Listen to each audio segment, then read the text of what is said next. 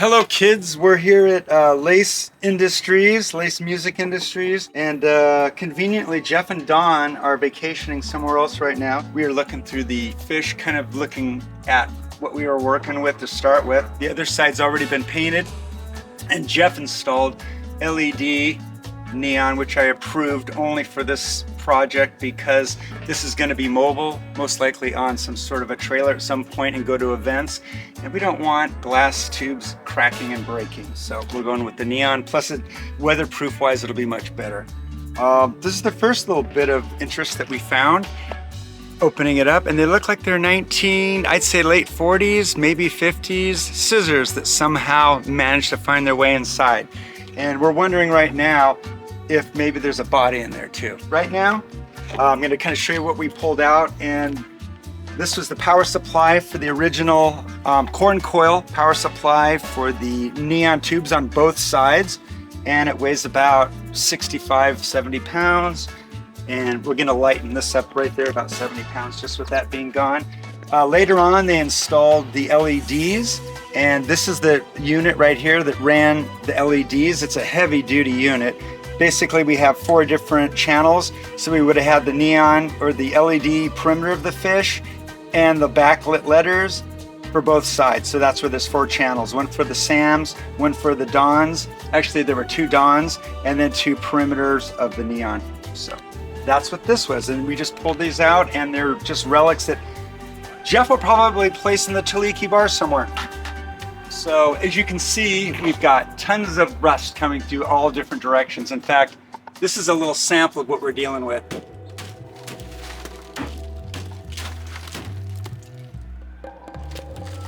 It's like cornflakes. It's been just rusting so long that it's just completely gone. So what we're really looking at today is going into the structure of it. And as you can see, we've got a pole at the tail, and then we have one at the belly of the beast as well, and that's where we're diving in today. It's around the back side from there. The most important thing right now is getting the frame structure together and safe, and having the new poles welded to that structure, so that number one, we can work on everything else without having to worry about the thing collapsing under a minor tremor. So that's what we're working with right now. I'm gonna attempt to move some pieces in the front off, and we're going to look into the front and see what we're looking at for that fixture there. As Don and Jeff always say, safety first.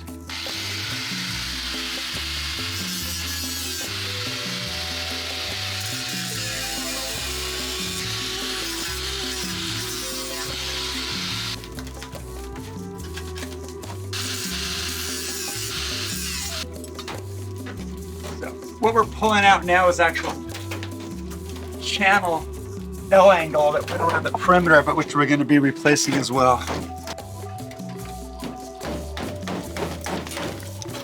I think we got half of Sunset Beach in here. All right, so these are one broken and one intact. Original tubes, well, they're both broken.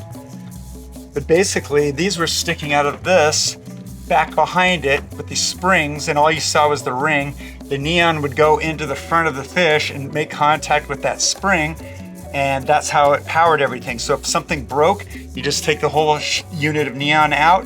It's already electrified inside, and you put it in when it makes the contact. You wire it back down, and you don't have to open up the fish to get to anything. That's why it was done that way. That's all the signs in Vegas are done that way. Anytime you see glass housings, that's what it was designed for. You can get your camera up in there and take a look at a little bit what's going on right now. And we've got a lot to deal with as far as structure. We're pretty much redoing the whole skeletal and then reskinning it and saving as much as we can, but obviously making it as safe as possible and usable. So it'll go another, how many years has it been there? 60? I don't even know the length. How old this is.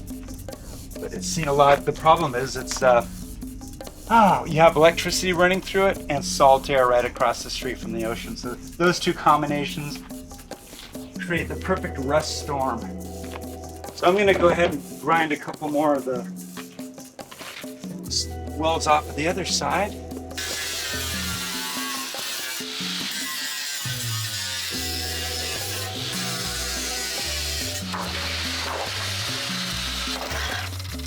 That would look great on somebody's wall.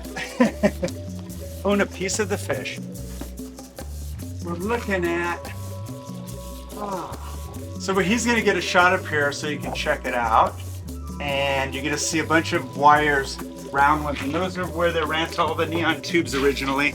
They never took them out to put in the new equipment, the LEDs. They just left everything intact, which actually tells more of a story of the history of it, which is cool. Everybody loves a good story. So what we're also going to be doing is the areas that we can save and grind down that aren't too rusted through, we're going to be hitting them with a product that every Volkswagen restoration guy knows about, and it's called OSPO. And it basically, it's an acid that converts the rust back into metal. It turns it black, and it basically converts iron oxide, which is rust, back into steel, which is kind of groovy. The interior, I gotta say, the interior that they originally used in the areas that aren't rusted bad is still in really good condition. It's galvanized, and that's what they used. The steel went way faster than the galvanized facing, which is interesting. So we're obviously we're gonna use galvanized again for the new one. But structurally, it doesn't look too bad. We're concerned mostly about the base because they were exposed. The posts that came out that went down above the bar off of Sunset. So that's the area that we really want to concentrate and actually double or triple up the brackets. We're going to put a new unit in here, and we'll probably come up with a few more extra brackets just to support it. And this is where it took the beating, because everything that came outside of the fish was subject to direct exposure to the salt air and the wind. So that's where it went sideways. And thank God Jeff and Don rescued this thing, because if they hadn't, because of the state of it is right now, right now it's closed down and looks like a derelict building. And I think after looking at what the posts look like, and knowing what they look like when they came out, it probably would have fallen by now by the wind. So it saved it absolutely 100% by buying it early. So what we're most likely going to be doing is tracing, because we have so much that's missing. We're going to probably end up tracing the opposite side that's in better condition, and using that as a pattern, flipping it for the other side, we'll call it the right side of the fish, the SAM side. And that's how we'll get the pieces as close as we can before we have to grind any little edges off of the sheet metal on the front. We're basically going after the edges of the fish, the thickness of it versus the face, because we want to retain as much as that for the sheet metal builder. But looking at it, there's this whole everything that's wrapping the perimeter is going to be coming out for sure.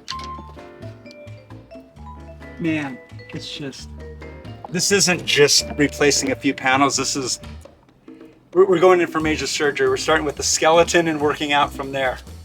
So we're doing the skeleton, then we're doing the arteries, which will be the electrical, and then we're moving to the face. We're going with a complete facelift. Beverly Hills style.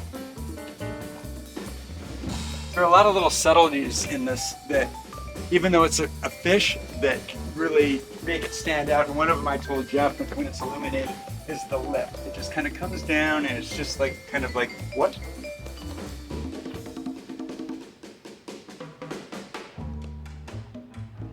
Now I'm wondering, looking at it, if this wasn't the original can, because if you look at the eyeball that's underneath painted, they would have originally matched that to the size of the can. And I'm thinking somebody made the cans too small when they actually made the eyes. And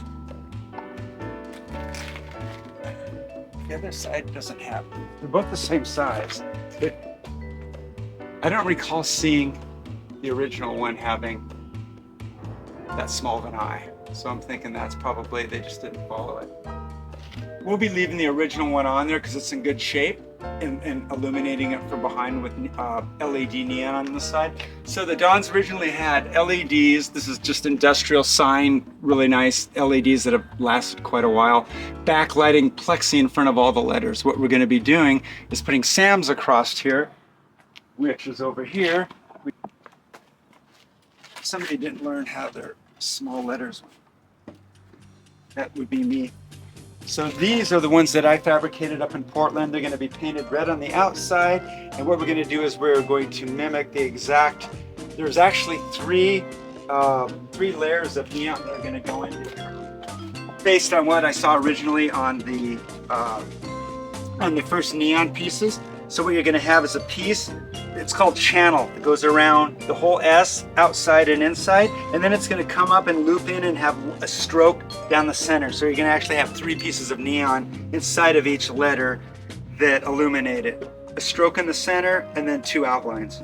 So we got smaller diameter neon for the letters versus, or I'm sorry, well, I'm even calling it neon now. LED rope. It's going to go on this side versus the exterior. I believe that we're about 18 millimeters, which would be closer to what the original 16 millimeter neon was.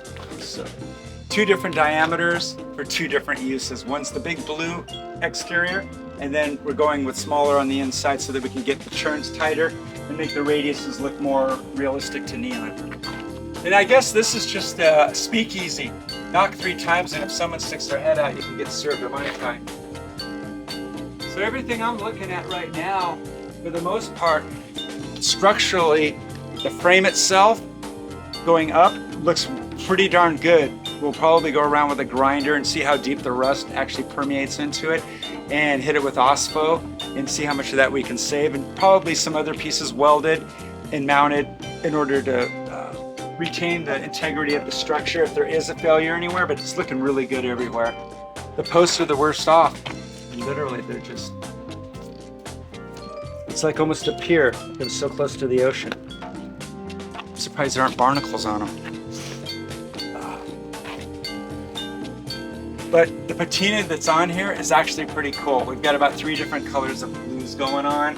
The old, the new, and then we got the rust kind of mixed in. So this is what I actually do, is create new signs, and I'm always looking at surfaces like this to incorporate. I have more pictures of rust than I do people in my phone, just to see what it naturally does.